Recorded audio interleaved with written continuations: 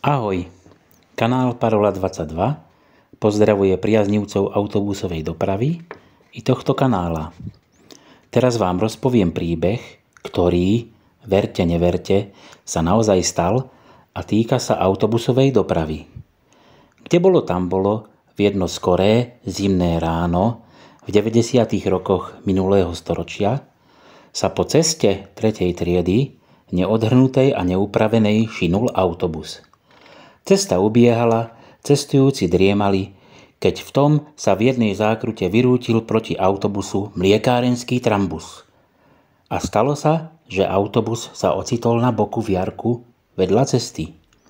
V autobuse bola tma, nastala panika, dezorientovaní ľudia jojkali a ochkali, keď v tom sa ozvalo: Vajcia! Moje vajcia! Ľudia stíchli, pretože to kričal junák Švárny, ktorý mal tesne pred svadbou, a všetci si predstavili vasektómiu a nedaj Bože amputáciu jeho nádobička a pýchy.